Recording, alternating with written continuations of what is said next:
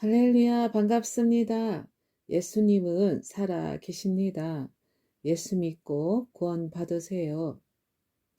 요즘에는 흔하게도 고소, 고발이 난무하고 있는데 세상 사람들이야 법으로 해결하는 일은 사건들을 마무리 짓게 합니다. 예수님을 믿는 자들도 억울한 일을 당하거나 사기를 당할 때는 당연히 법의 힘을 빌려야겠지요. 제가 체험하게 된 일을 전하겠습니다. 전 남편에게 사촌이 돈을 빌려 갔었고 갚겠다는 날짜에 갚지 않았었나 봅니다. 전 남편은 짠돌이라 돈 관리는 자기가 했었고 저에게는 돈을 쓰지도 않았었고 여유 있게 주지도 않았던 사람인지라 돈 쓰는데 관심조차 없었습니다. 그런데 그런 소리를 저에게 하는 것입니다. 돈을 빌려 주었는데 갚는다는 날짜에 연락이 없다고 그때서야 이야기를 하는 것입니다. 성령의 은사를 받은 후 은사 있으신 분을 제가 모시고 기도를 받은 적이 있었는데 기도원 원장님이 전 남편을 보고 난 후 자리를 뜨시면서 저에게만 하셨던 말씀이 굳어지신 표정으로 저 사람은 10원짜리도 헤아리는 사람이라고 하시면서 정색을 하시는 것입니다. 인색한 사람에게 이런 말을 하는데 앉은 자리에 풀도 안 날 사람이라고 말들을 하잖아요. 딱 이 속담에 걸맞다는 말입니다. 저는 한 번 더 그분께 전 남편을 위해 기도 요청을 드렸더니 두 번 다시는 얼굴 보고 싶지 않는 사람이라고 저를 불쌍한 듯 바라보시면서 그런 소리를 하셨습니다. 다 맞는 말씀인지라 맥이 딱 풀리더라고요.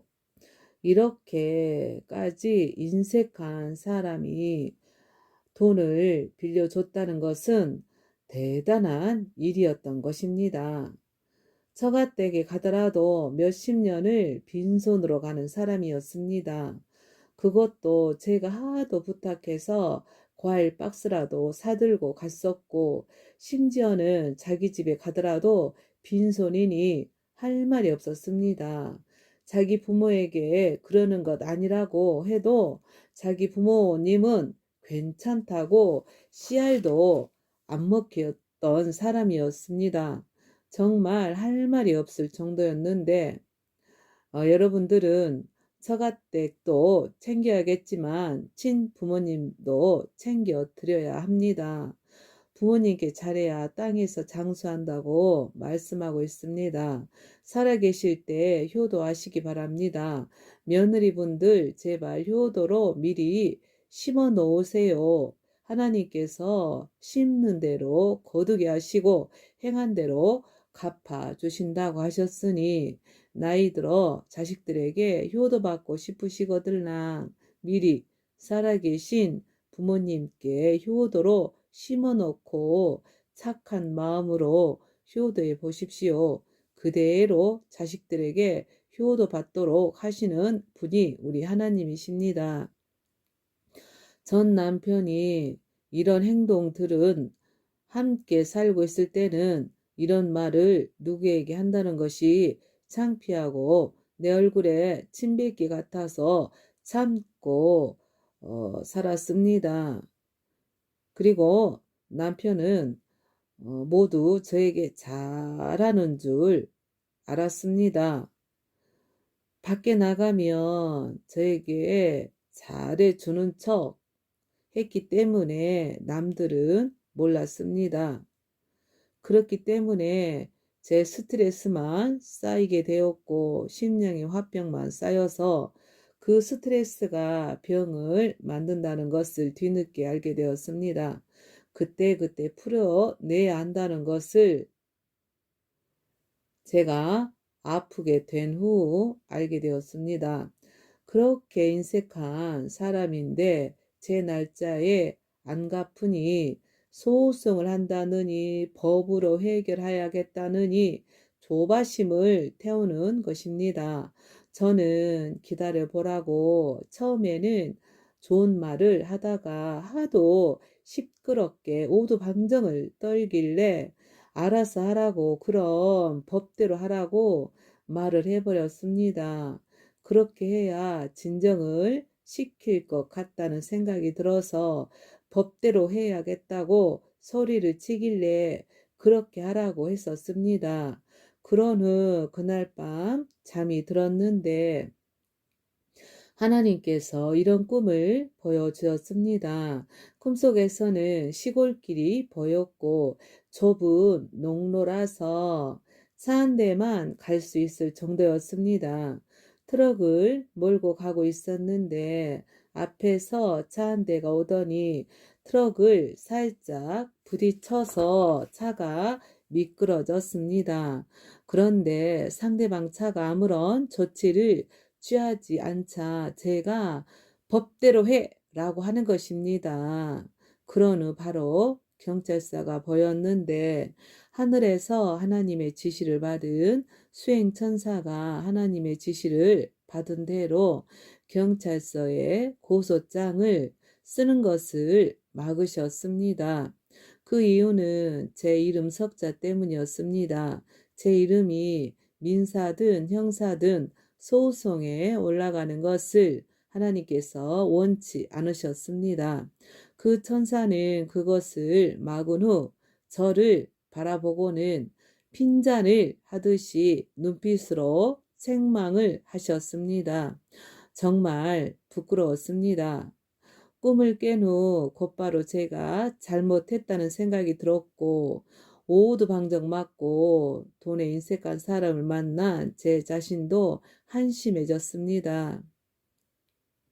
다음 날 일어나자마자 고소든 고발이든 하지 말라고 돈은 갚을 것이라고 하나님께 받은 것을 이야기해 주었습니다. 그러니 진득하게 기다리라고 말해 주었습니다.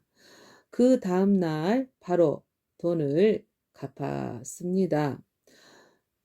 나한테는 교회에 돈 갖다 바친다고 난리 치면서 얼마나 갖다 바쳤냐고 잔소리를 하던데 돈을 써보라고 줘보기나 하면서 그런 소리 하냐고 이렇게 큰 소리 한번 쳐보고 싶었습니다. 그러나 또 싸우게 될까봐 생각만 했네요. 하나님께서는 말씀에 기록된 대로 행하기를 원하셨습니다. 마태복음 5장 23절로 25절에 그러므로 예물을 제단에 드리다가 거기서 내 형제에게 원망 드릴 만한 일이 있는 줄 생각나거든 예물을 제단 앞에 두고 먼저 가서 형제와 화목하고 그 후에 와서 예물을 드리라. 너를 송사하는 자와 함께 길에 있을 때에 급히 사화하라. 그 송사하는 자가 너를 재판관에게 내어주고 재판관이 관에게 내어주어 옥에 가둘까 염려하라. 아멘. 이 말씀대로 화해하고 원만하게 합의하는 것이 하나님의 뜻이라는 것을 알게 되었습니다. 저는 말씀을 알고 있었지만 실천하려고 하기보다는 오두방정 떠는 사람의 말에 휩쓸려서 법대로 해라고 말한 것이 잘못된 생각이었고 말이었다는 것을 하나님께서 깨닫게 주셨습니다. 그러니 여러분들 될 수 있으면 화해하시고 합의하는 쪽을 택하시기 바랍니다. 예수 믿는 자가 화해하고 합의하는 것이 진리라는 말씀입니다. 육을 쫓아 육신대로 사는 불신자들은 법대로 쫓아 살겠지만 그들이 그런다고 맞장구 치지 말라고 전해드리고 싶습니다. 남을 위해 돕다가 물질로 손해보거나 이용 당하거나 선한 일에 물질로 억울한 일을 당한 것은 하나님께서 반드시 보상해 주셨습니다. 그리고 갈라디아서 6장 8절에도 자기의 육체를 위하여 심는 자는 육체로부터 썩어진 것을 거두고 성령을 위하여 심는 자는 성령으로부터 영생을 거두리라 라고 말씀하셨습니다. 다시 한번 말씀드리자면 기록된 말씀 따라 생각해서 선한 길로 선택하시고 행동하시기 바랍니다. 마태복음 7장 26절 27절에도 나의 말을 듣고 행치 아니하는 자는 그 집을 모래 위에 지은 어리석은 사람 같으리니 비가 내리고 창수가 나고 바람이 불어 그 집에 부딪힘에 무너져 그 무너짐이 심하리라 라는 말씀처럼 말씀 따라 행하시기 바랍니다. 이것이 바로 말씀을 쫓아 사는 것이고 영을 쫓아 사는 삶이기 때문입니다. 함께 주셔서 감사합니다.